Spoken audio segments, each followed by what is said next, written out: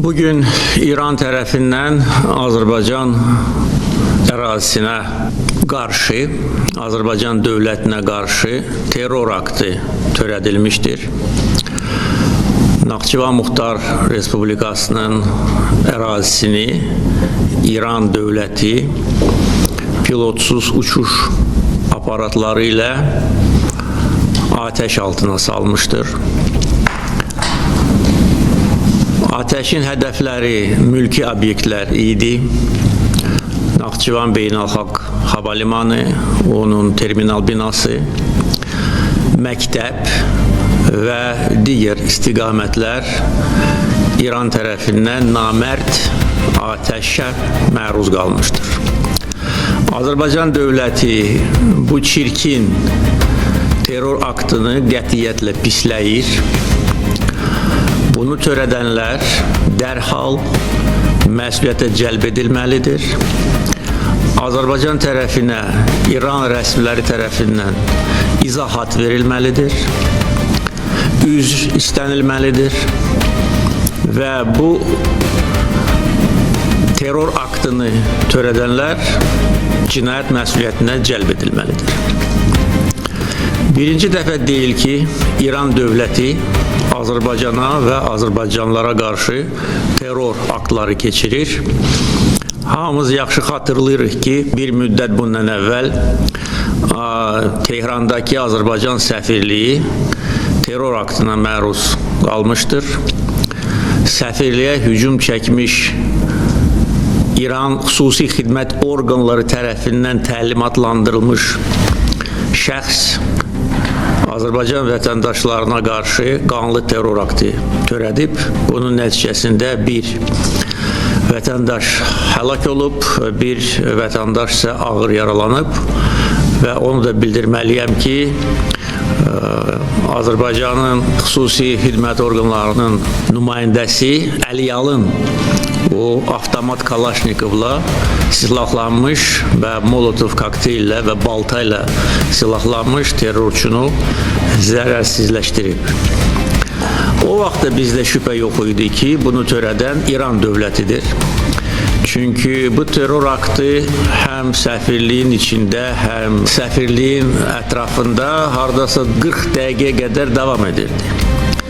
Və bu 40 dəqiqə ərzində bir dənə də olsun nə təhlükəsizlik, nə polis nümayəndəsi səfirliyə yaxınlaşmır. Aydın məsələ idi ki, Azərbaycanı qorxutmaq, Azərbaycana qarşı öz çirkin əməllərini həyata keçirmək üçün bu terror aktı İranın dövlət qurumlarının ən rəhbər mərtəbələrindən sifariş edilmişdir. O vaxt bildiyiniz kimi Azərbaycan çox sərt reaksiya vermişdi bu hadisəyə. Azərbaycan səfirliyi İrandan təxliyə edilmişdir. Bütün diplomatik əlaqələr dayandırılmışdır və İran tərəfi məcbur olub bizdən üzr istəməyə, öz günahını etiraf etməyə və bizim təkidimizlə o terror aktını törədənə ən ağır cəzada verilmişdir. Və hətta uzun müddət bu cəzanı həyata keçirməyə maraq göstərməyən, hətta cinayətkarı xilas etməyə çalışan İran dövləti məcbur olub və terrorçu edam edilmişdir Azərbaycan nümayəndələrinin gözü qarşısında. Bu dəfə də cavab eyni olacaq. Biz bu əsassız terror aktı ilə Azərbaycana qarşı törədilmiş təcavüzlə barışmayacağıq. Silahlı qüvvələrimizə təlimat verildi ki, cavab tədbirləri hazırlansın və həyata keçirilsin. Dəfələrlə İran tərəfinə xüsusilə keçən il baş vermiş toqquşmalardan sonra bildirilmişdir ki, Azərbaycan ərazisi heç bir qonşu dövlətə qarşı istifadə olunmayacaq. Biz buna imkan verməyəcəyik, necə ki heç vaxt bugüne kadar imkan verməmişik.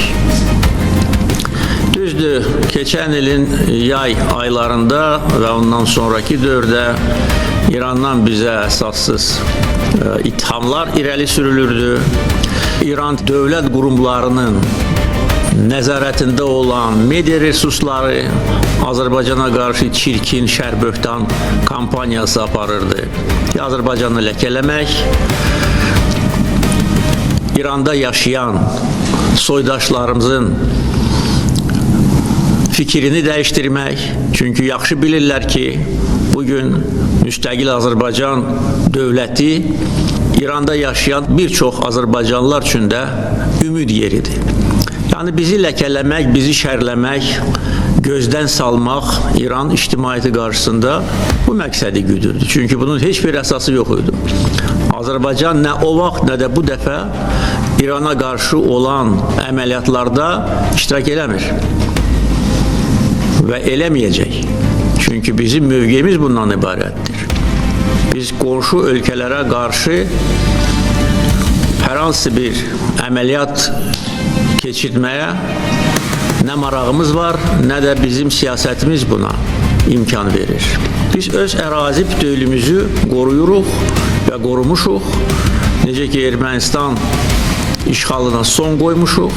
İstənilən şər qüvvəyə qarşı öz gücümüzü göstərməyə hazırıq. Və İranda bunu unutmasınlar. Və onların bu törətdiyi terror aktı bütün başqa çirkin amillərlə yanaşı böyük nankörlük nümunəsidir.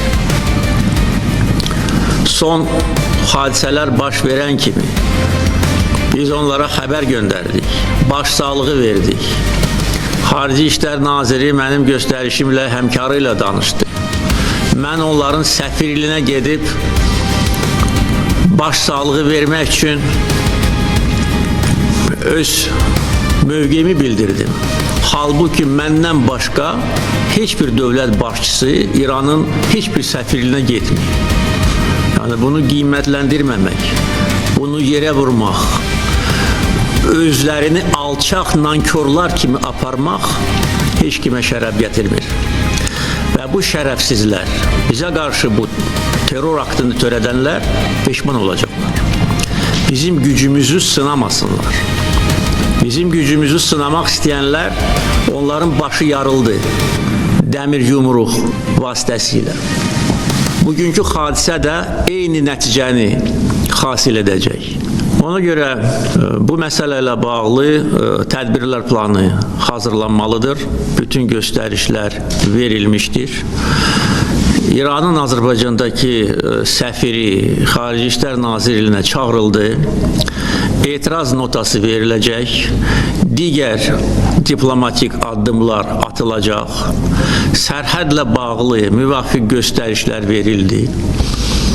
Onu da bildirməliyəm ki, bugün səhər mənə məlumat verilir ki, İranın Xarici İşlər Nazirinin müavini Bakıya zəng gelir, xahiş edir ki, Livanda qalmış İran səfirliyinin əməkdaşlarını Azərbaycan kömək eləsin, təxliyə etsin. Çünki onların imkanı yoxdur. Mənə məruzə edildi, mən dərhal göstəriş verdim ki, köməklik göstərin, təyyarə göndərin. Hətta onlar dedilər ki, biz bunun pulunu da verməyə hazırıq. Dedim ki, lazım deyil. İndi dar gündə biz köməklik göstərməsək, bəs nə vaxt köməklik göstərməliyik? Axı, bütün bunların müqabilində çirkincə, namərdcə, nakişi kimi Naxçıvana zərbə endirmək, bu ləkə onların çirkin və eybəcər simasından heç vaxt silinməyəcək. Ona görə diplomatik yollarla bütün lazımi tədbirlər görüləcək. Bizim silahlı qüvvələrimiz, Müdafiə Nazirliyi, əyləşin, Dövlət Sərhəd Xidməti, əyləşin, digər bütün bizim xüsusi təyinatlı qüvvələr bir nömrəli səfərbərlik vəziyyətinə gətirilib və istənilən əməliyyatı keçirməyə hazır olmalıdırlar. Hələlik bu qədər. Azərbaycan xalqını biz proseslərin gedişatı ilə əlaqədar məlumatlandıracağıq. Müdafiə Nazirliyinin açıqlaması əyləşin artıq mətbuata dərc edilib.